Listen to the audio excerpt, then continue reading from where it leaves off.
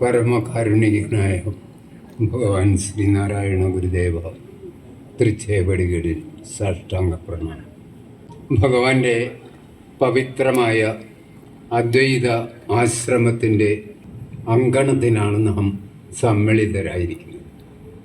ഒരു 100 വർഷം മുമ്പ് നമ്മളുടെ പൂർവിക തലമുറക്കാർ പലരും ഈ മണൽത്തട്ടിൽ സമ്മേളിച്ചിരിക്കും. അവരൊക്കെ ഗുരുവിൻ്റെ സാന്നിധ്യം കൊണ്ട് അനുഗ്രഹീതരായിരുന്നു. ഇപ്പോൾ നാം ഗുരുവിൻ്റെ ചൈതന്യത്താൽ അനുഗ്രഹമായി ഈ മണ്ണിനെ ആസ്വദിക്കുകയാണ്, ആനന്ദ നിവൃത്തിയിൽ പുളകം കൊള്ളുകയാണ്. മറുപടി പ്രസംഗത്തിനായിട്ടാണ് എന്നെ ഇവിടെ ക്ഷണിച്ചിരിക്കുന്നത്. ഉദ്ഘാടനം എന്ന ഒരു പരിപാടി കൂടി ഇവിടുത്തെ പരിപാടിയിൽ ഞാൻ കാണുകയുണ്ടായി. ഇവിടെ ഒരു ഉദ്ഘാടനം ആവശ്യമില്ല എന്ന് പറഞ്ഞതുകൊണ്ടാണ് മറുപടിയിലേക്ക് മാറി. ഇവിടെ നമ്മളുടെ ഈ യോഗത്തിൻ്റെ അധ്യക്ഷത വഹിച്ചത് ശിവഗിരി മഠത്തിൻ്റെ ധർമ്മസംഘത്തിൻ്റെ മെമ്പറും ഇപ്പോൾ ഈ അദ്വൈതാശ്രമത്തിൻ്റെ സെക്രട്ടറിയും ആണ്. അദ്ദേഹത്തിൻ്റെ വാണികളൊക്കെ നിങ്ങൾ സശ്രദ്ധം ശ്രദ്ധിച്ചിരിക്കും.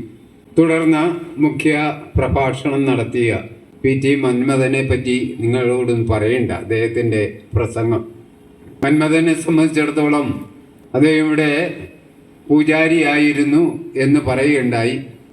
അതിനെല്ലാം ഉപരി നിങ്ങൾക്കൊക്കെ അറിയാം, ശിവഗിരി ബ്രഹ്മവിദ്യാലയത്തിലെ വിദ്യാർത്ഥി കൂടിയായിരുന്നു. ശിവഗിരി ബ്രഹ്മവിദ്യാലയം എന്ന മഹത്തായ ആശയം 100 വർഷം മുമ്പ് ഭഗവാൻ ശ്രീനാരായണ ഗുരുദേവൻ ഈ മണ്ണിൽ സർവമത സമ്മേളനം വിളിച്ചു കൂട്ടി 2 ദിവസം ഇവിടെ നടന്ന പ്രസംഗങ്ങളൊക്കെ സശ്രദ്ധം ശ്രവിച്ച ശേഷം സമ്മേളനത്തിൻ്റെ അവസാനം പ്രഖ്യാപിക്കുകയാണ്, നാം ശിവഗിരിയിൽ മതപാഠശാല, സർവമതങ്ങളെയും പഠിപ്പിക്കുന്ന പാഠശാല ബ്രഹ്മവിദ്യാലയം സ്ഥാപിക്കും. അന്ന് ഗുരു അതിനുവേണ്ടി വിഭാവനം ചെയ്ത തുക ഇന്ന് അനേക കോടികളാണ്. അന്ന് 5 ലക്ഷമായിരുന്നു എന്നോർക്കുക. അത്രമാത്രം ദീർഘവീക്ഷണത്തോടെ ഒരു മാനവ സമൂഹത്തിൻ്റെ ഏകത്വത്തിനു വേണ്ടി ബ്രഹ്മവിദ്യ പഠിപ്പിക്കുന്ന സ്ഥാനത്ത് സർവമതങ്ങളെയും പഠിപ്പിക്കുക എന്ന മഹത്തായ വീക്ഷണമാണ് ഗുരു ഈ മണ്ണിൽ നിന്നുകൊണ്ട് പ്രഖ്യാപിക്കുകയുണ്ടായത്. അങ്ങനെ വരുമ്പോൾ ഗുരുവിൻ്റെ ദർശനങ്ങൾക്ക് എത്രമാത്രം പ്രാധാന്യമുണ്ട് എന്ന് നമുക്ക് പ്രത്യേകിച്ച് ചിന്തിക്കേണ്ടതില്ല. നാം ഗുരുവിനെ ആണ് അറിയേണ്ടതിരിക്കുന്നത്. ഗുരുവിനെ അറിയാത്തതിൻ്റെ അപാകതകളാണ് നാം അനുഭവിച്ചു കൊണ്ടിരിക്കുന്നത്. ഗുരുവിനെ അറിയണമെങ്കിൽ ഭഗവാൻ അവിടുത്തെ തിരുനാവുകളിൽ നിന്നും ഊർന്നു വീണിട്ടുള്ള വാണികളുടെ കൂട്ടങ്ങൾ, ഏതാണ്ട് 70-ൽ പരം വരുന്ന കൃതികൾ, അത് 3 കൃതികൾ പൂർണ്ണമായും 100 ശ്ലോകങ്ങളിൽ അടങ്ങുന്നത്, സാനുഭവഗീതി എന്ന് പറയുന്ന ഒരു കൃതി 60 ശ്ലോകങ്ങളാണ് ഇപ്പോൾ കിട്ടിയിട്ടുള്ളത്. അത് 100 പറയപ്പെടുന്നു. മറ്റ് ദേവീദേവന്മാരെ പറ്റിയുള്ള കൃതികളും സമൂഹം എങ്ങനെ ഈ ലോകപുത്രേണം എന്നതിനെ പറ്റിയുള്ള തത്വചിന്തകൾ അടങ്ങുന്ന കൃതികളും, അതുപോലെ തന്നെ ഭാരതത്തിൻ്റെ ഋഷി പരമ്പരയുടെ ദർശനങ്ങൾ അടങ്ങുന്നതാണ് നമ്മളുടെ ഉപനിഷാദികൾ. അവയുടെ അന്ത്യം എന്ന് പറഞ്ഞാൽ വേദാന്തം. എല്ലാ വേദം എന്ന് പറയുമ്പോൾ അറിവെന്ന് മാത്രമാണ് അർത്ഥം. വേദപുസ്തകം എന്ന് പറയുമ്പോൾ എല്ലാ മതാചാര്യന്മാരുടെയും പ്രവചനങ്ങളെ, ദർശനങ്ങളെ ഉൾക്കൊള്ളിച്ചുകൊണ്ട് പ്രസിദ്ധീകരിക്കപ്പെട്ടിട്ടുള്ള, ലിഖിതമാക്കപ്പെട്ടിട്ടുള്ള ഗ്രന്ഥങ്ങളെയാണ് വേദഗ്രന്ഥങ്ങൾ പറയുന്നത്. ബൈബിൾ ക്രിസ്ത്യാനിക്ക് വേദഗ്രന്ഥമാണെങ്കിൽ ശ്രീനാരായണ സമൂഹത്തിന് ശ്രീനാരായണ ഗുരുദേവ കൃതികൾ വേദഗ്രന്ഥമാണ്. അതുപോലെ ഗുരു ശ്രുതികളായും സ്മൃതികളായും ഗ്രന്ഥങ്ങൾ രചിച്ചിട്ടുണ്ട്. അതിൽ സ്മൃതിയായി നിൽക്കുന്നതാണ് ഒരു മനുഷ്യന്റെ ജീവിതം ജന്മം മുതൽ അവന്റെ മരണം വരെ, മരണാനന്തരം വരെയുള്ള ജീവിതത്തെ എങ്ങനെ ചിട്ടപ്പെടുത്തണമെന്ന് ശിഷ്യന്മാരുടെ ചോദ്യത്തിന് ഉത്തരമായി നൽകുന്ന സ്മൃതി ഗ്രന്ഥമാണ് ശ്രീനാരായണ സ്മൃതി അല്ലെങ്കിൽ ശ്രീനാരായണ ധർമ്മം. ആ ഗ്രന്ഥത്തിലും മതത്തെപ്പറ്റിയും ജാതിയെപ്പറ്റിയും ദൈവത്തെപ്പറ്റിയും ഗുരു ശിഷ്യന്മാർക്ക് ചോദ്യ ഉത്തര എന്ന കണക്കിൽ രേഖപ്പെടുത്തിയിട്ടുണ്ട്. ഇവിടെ നേരത്തെ പറഞ്ഞതുപോലെ ഈ പ്രപഞ്ചം മുഴുവൻ, പ്രപഞ്ചത്തിലെ സർവചരാചരങ്ങളും മനുഷ്യനടക്കമുള്ളതെല്ലാം ഒരേ ഒരു ദൈവത്തിൽ നിന്നും, ഒരേ ഒരു പരമാത്മാവിൽ നിന്നും ഉണ്ടായി അതിൽ തന്നെ നിലനിന്ന് അതിൽ തന്നെ ലയിക്കുന്നു എന്ന പരമദർശനമാണ് ഭാരത ഋഷിമാരുടെ സനാതന ധർമ്മത്തിൽ ഉൾക്കൊള്ളുന്നത്. ആ ദർശനം തന്നെയാണ് ഭഗവാൻ ശ്രീനാരായണ ഗുരുദേവനും ഈ ലോകത്തിന് നൽകിയിട്ടുള്ളത്. അങ്ങനെയാണെങ്കിൽ ഗുരു അതാണ് ചോദിക്കുന്നത്, ഈ മനുഷ്യർ തമ്മിലുള്ള ഭേദഭാവം എന്തിന്? ഒരു മതാചാര്യനും ഭിന്നമായ ചിന്തയെ ഉൾക്കൊണ്ടിട്ടില്ല. കാലത്തിൻ്റെ ഗതി അനുസരിച്ച്, ആ സാഹചര്യമനുസരിച്ച് ചില പ്രവചനങ്ങൾ ഉണ്ടായിട്ടുണ്ടാകും. അവയെല്ലാം ചെന്ന് ചേരുന്നത് ദൈവത്തിനെ കേന്ദ്രീകരിച്ചാണ്. അതുകൊണ്ടാണ് ഗുരു പറയുന്നത്, ദൈവത്തിൻ്റെ സ്ഥാനം ആഴമേറിയ നിൻ മഹസ്സാകുന്ന ആഴിയാണ്. ആ ആഴിയിലേക്കാണ് എല്ലാ മതാചാര്യന്മാരും അനുയായികളെ നയിച്ചു കൊണ്ടുപോകുന്നത്. രചനയിൽ ചില വ്യത്യാസം ഉണ്ടായെന്നിരിക്കാം, ആചാരങ്ങളിൽ ചില വ്യത്യാസം ഉണ്ടായെന്നിരിക്കാം. ഭാരതീയ ദർശനങ്ങളിൽ ശാക്തേയ മതം, ശൈവമതം, വൈഷ്ണവമതം, അതുപോലെ തന്നെ ബുദ്ധൻ ഭാരതത്തിൻ്റെ പുത്രനാണ്. അങ്ങനെ ബുദ്ധമതം, ജൈനമതം, ഇങ്ങനെ അനേകം ആചാര്യന്മാർ ദൈവത്തിനെ ദർശിച്ചതിൻ്റെ ആ പാതകളെ ആചാരങ്ങളായി പിന്തുടർച്ചക്കാർ അനുവർത്തിച്ചു പോകുന്നു. വെറും ആചാരത്തിൻ്റെ പുറകെ പോയതിൻ്റെ ഫലമാണ് ഈ മത കലഹങ്ങൾക്കൊക്കെ കാരണമായി നിൽക്കുന്നത്. പി.ടി. മന്മഥൻ പറഞ്ഞതുപോലെ മറ്റ് ഇസ്ലാം മതത്തെയോ ക്രിസ്തു മതത്തെയോ മറ്റു മതങ്ങളെയോ കുറ്റം പറഞ്ഞിട്ട് കാര്യമില്ല. ഗുരുവിൻ്റെ അവതാരം ജാതി മത ചിന്തകളെ ഈ മണ്ണിൽ നിന്നും എങ്ങനെ നീക്കം ചെയ്യാം എന്ന ലക്ഷ്യത്തോടു കൂടിയാണ് അവതരിച്ചത്. അന്നത്തേക്കാൾ കൂടുതൽ ശക്തമായി ഇന്ന് ജാതി കോമരങ്ങൾ ഉറഞ്ഞു തുള്ളുകയാണ്. ശബരിമല വിഷയം മന്മഥൻ പറയുകയുണ്ടായി. മറ്റൊരു വിഷയം നമുക്കറിയാം. ഞാൻ ശിവഗിരിയിൽ പ്രസിഡന്റ് ആയിരുന്നപ്പോൾ മാവേലിക്കര ദേവസ്വം ബോർഡിൻ്റെ ഒരു ക്ഷേത്രത്തിൽ ഗുരുവിൻ്റെ ഏറ്റവും പ്രസിദ്ധമായ സർവ മതങ്ങളും ആദരിക്കുന്ന ദൈവദശകം ചൊല്ലിയതിന് വന്ന പീഡനങ്ങൾ, ഇങ്ങനെ അനേകങ്ങൾ പറയാനുണ്ട്. അങ്ങനെ എടുത്തു നോക്കുമ്പോൾ ഒരു തരത്തിൽ പറഞ്ഞാൽ ജാതി പറയരുത്, ചിന്തിക്കരുത് എന്നൊക്കെ പറഞ്ഞ ഗുരുവിനാണ് ഇന്ന് ഏറ്റവും കൂടുതൽ അസ്പർശ്യത. ജാതിയുടെ പേരിൽ ഗുരുവിനെ മാറ്റി നിർത്തിയിരിക്കുകയാണ്. മതത്തിൻ്റെ പേരിൽ വേറൊരു തരം, മതത്തിനേക്കാളും കൂടുതൽ ഇവിടെ ജാതിയുടെ പേരിലാണ് കലഹം നടക്കുന്നതെന്ന് ഉള്ളതിന് യാതൊരു സംശയമില്ല. ഭാരതത്തിനെ സംബന്ധിച്ചിടത്തോളം അത് വർദ്ധിച്ചു വരുന്നു എന്നുള്ളതാണ്. അത് വർദ്ധിച്ചു വരുന്നത് ആചാരത്തിൻ്റെ പഴയൊക്കെ അനാദരം വീണ്ടും ഇതാ സടകുടഞ്ഞ് എഴുന്നേറ്റിരിക്കുകയാണ്. നമ്മൾ ഈ ലോകം മുഴുവൻ കാർന്നു തിന്നതാണ് കൊറോണ. കൊറോണ കാലത്ത് നമ്മളുടെ ക്ഷേത്രങ്ങളും നാം ഒത്തുകൂടുന്ന സർവസങ്കേതങ്ങളും നിശ്ചലമായിരുന്നു. അവിടെ പൂജകൾ മാത്രം നടന്നിരുന്നു, ഭക്തജനങ്ങൾ ഒന്നിച്ചു കൂടിയില്ല, അവിടെ ഉത്സവാദികൾ നടത്തിയില്ല, ഒരു ദേവനും കോപിച്ചില്ല. കൊറോണ കഴിഞ്ഞതോടുകൂടി ഇതാ ഞാൻ കായംകുളത്ത് കഴിയുന്നത് കൊണ്ടാണ് പൂർവികന്മാർ നമ്മളുടെ കലയുടെ ഭാഗമായി ഓച്ചിറയിൽ, ഓച്ചിറ പരബ്രഹ്മസ്ഥാനമാണ്, മൂർത്തിയില്ലാത്ത സ്ഥാനമാണ്. ഏറ്റവും കൂടുതൽ, ശരിക്കും പറഞ്ഞാൽ ശബരിമലയെക്കാളും കൂടുതൽ ദൈനംദിനം ആയിട്ട് ഭക്തജനങ്ങൾ എത്തി ആരാധന നടത്തുന്ന സ്ഥലമാണ് ഓച്ചിറ. അവിടെ പൂർവികന്മാർ നമ്മളുടെ കലയെ അവതരിപ്പിക്കുന്നതിന് വേണ്ടി കെട്ടുകാഴ്ചയൊക്കെ വെച്ചിരുന്നു കാളയെ. ഇന്ന് അവിടെ കാളയെ കൊണ്ടുവരുന്നത് മുമ്പ് തോളിലെടുത്തായിരുന്നു എങ്കിൽ 2 ക്രെയിനാണ് വലിച്ചുകൊണ്ട് വരുന്നത്. 70, 80, 100 അടി ഉയരമുള്ള കാളകൾ. ഇതിന് ഉപയോഗിക്കുന്നത് നമ്മളുടെ പശുക്കൾക്കും മറ്റും തീറ്റയായി കിട്ടേണ്ട ടണ്ണ് കണക്കിന്, ലക്ഷക്കണക്കിന് ടണ്ണ് കണക്കിനുള്ള വൈക്കോലാണ് ഉപയോഗിക്കുന്നത്. ഇങ്ങനെ സാമ്പത്തികമായി അനാചാരത്തിൻ്റെ പുറകെ പോകുന്ന ഈ സമൂഹം ഇപ്പോൾ ഉത്സവകാലമാണ്.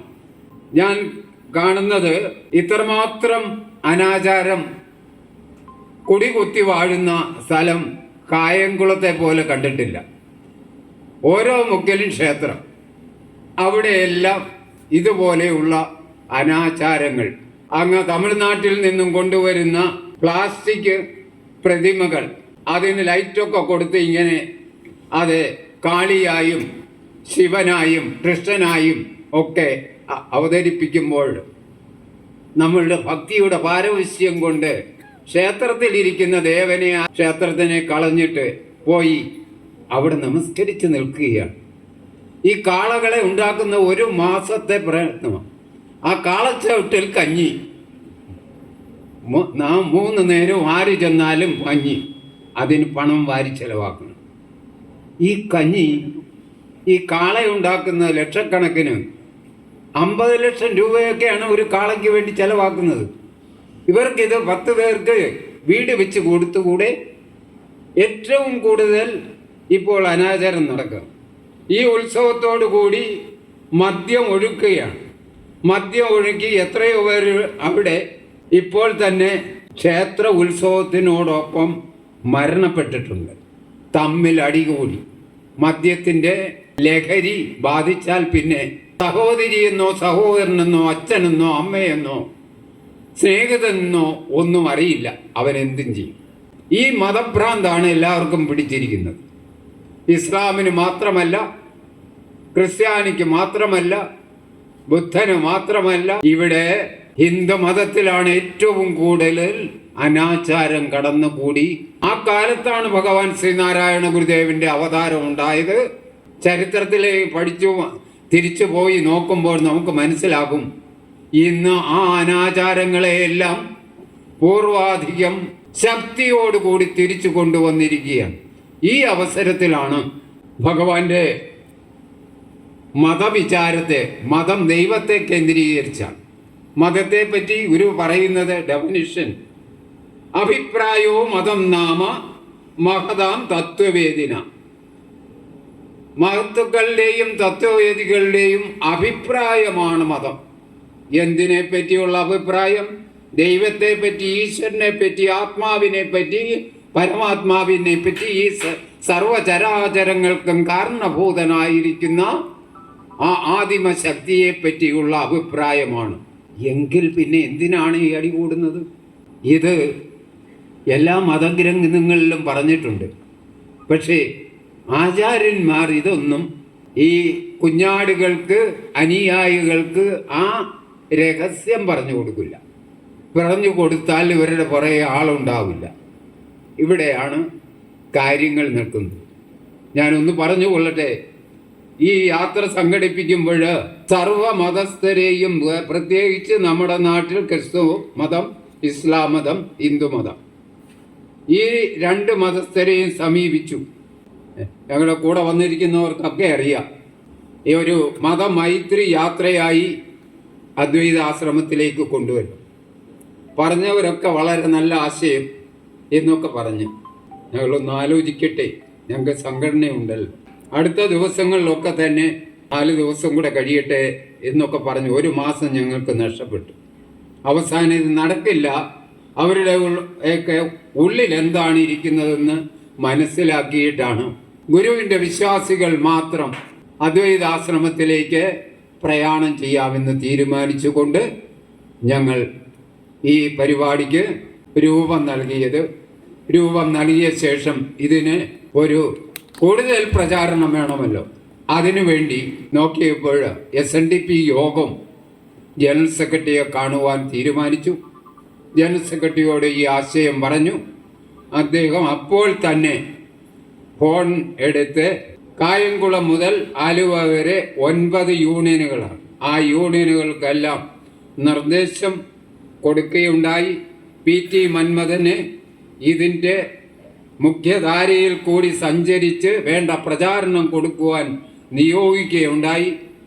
അങ്ങനെയാണ് ഈ സർവമത സമ്മേളന ശതാബ്ദി സന്ദേശയാത്ര ഗുരു കായംകുളം പുതുപ്പള്ളിയിൽ 21ാമത്തെ വയസ്സിൽ 1877 ചേവണ്ണൂർ കളരിയിൽ വന്ന് പഠിച്ച ആ മണ്ണിൽ നിന്നും ഇങ്ങോട്ട് പുറപ്പെടുവാൻ കാരണമായത്.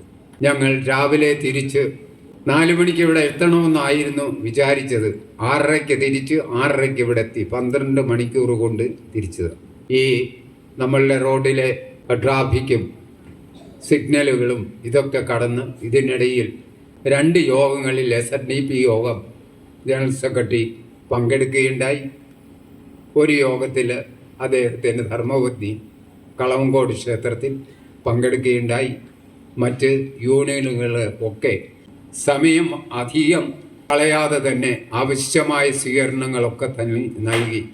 ഇവിടെ നടന്നതുപോലെയുള്ള സ്വീകരണങ്ങൾ മറ്റ് സംഘടനകളും നൽകി ആണ് ഞങ്ങളിവിടെ എത്തിയത്. ഞങ്ങൾക്ക് ചേവണ്ണൂർ കളരി മുതൽ ആലുവ അദ്വൈതാശ്രമം വരെ എത്തിയപ്പോൾ കിട്ടിയ ഹൃദ്യമായ സ്വീകരണങ്ങൾക്കും ഗുരുവിൻ്റെ മഹത്തായ സന്ദേശത്തിൻ്റെ പ്രചാരണത്തെ കൂടുതൽ പ്രോത്സാഹിപ്പിച്ചതിന് തയ്യാറായ SNDP യോഗം, അതുപോലെ ഗുരുകർമ്മ പ്രേരണസഭ, മറ്റ് സംഘടനകൾ ഇവർക്കെല്ലാം ഈ സമാപന യോഗത്തിൽ നന്ദി രേഖപ്പെടുത്തുന്നു. ഇതിന് നേതൃത്വം നൽകി വേണ്ട ആജ്ഞകൾ കൊടുത്ത SNDP യോഗത്തിൻ്റെ ജനറൽ സെക്രട്ടറി, അതനുസരിച്ച് പ്രവർത്തിച്ച അതിൻ്റെ പോഷക സംഘടന നേതാക്കൾ, ഇവരെയെല്ലാം ഈ അവസരത്തിൽ ഞാൻ സ്മരിക്കുകയാണ്. ഗുരുവിൻ്റെ അനുഗ്രഹം കൊണ്ടാണ് ഇത്രയും ഭംഗിയായി ഞങ്ങൾക്കിവിടെ ഈ പവിത്രമായ ഭഗവാന്റെ മണ്ണിൽ എത്തിച്ചേർന്ന് പ്രാർത്ഥിതരായി സമർപ്പിക്കുവാൻ കഴിഞ്ഞത്. അതിനൊരു പ്രചോദനമായി PT മന്മഥൻ ഞങ്ങളുടെ വഴികാട്ടിയായി തുടർന്നതിൽ മന്മഥന് പ്രത്യേകം നന്ദി ഞാൻ രേഖപ്പെടുത്തുന്നു. ആലുവ അദ്വൈതാശ്രമത്തിൻ്റെ കവാടം കടന്ന് ഞങ്ങൾ ഉള്ളിലേക്ക് വന്നപ്പോൾ ആശ്രമം സെക്രട്ടറി ധർമ്മചൈതന്യ സ്വാമികളും അന്തേവാസികളും ഭക്തരും നൽകിയ സ്വീകരണത്തിനും ആലുവ യൂണിയൻ ഭാരവാഹികൾ ശാഖായോഗ അംഗങ്ങളും നൽകിയ സ്വീകരണത്തിനും മറ്റ് സംഘടനകളുടെ സ്വീകരണത്തിനും ഒരിക്കൽ കൂടി നന്ദി രേഖപ്പെടുത്തിക്കൊണ്ട് ഈ ഉള്ളവൻ്റെ വാക്കുകൾ ഗുരുപാദങ്ങളിൽ സമർപ്പിക്കുന്നു. ശ്രീനാരായണ ഗുരുദേവ വാണികൾ ലോകത്തിന് വെളിച്ചമായി എന്നെന്നും പ്രോജ്വലിച്ച് നിൽക്കുവാൻ ഇടവരട്ടെ എന്ന് പ്രാർത്ഥിച്ചുകൊണ്ട് നിങ്ങൾക്കെല്ലാവർക്കും ഒരിക്കൽ കൂടി നന്ദി പ്രകാശിപ്പിച്ച് ഈ ഞങ്ങളുടെ യാത്ര പരിപൂർണമാക്കിയതിൽ ഭഗവാൻ ഞങ്ങളെ അനുഗ്രഹിച്ചിരിക്കുന്നു എന്ന സ്മരണയോടുകൂടി ഭഗവാന്റെ പാദങ്ങളിൽ സാഷ്ടാംഗം നമസ്കരിക്കുന്നു. ഓം ശാന്തി ശാന്തി ശാന്തി.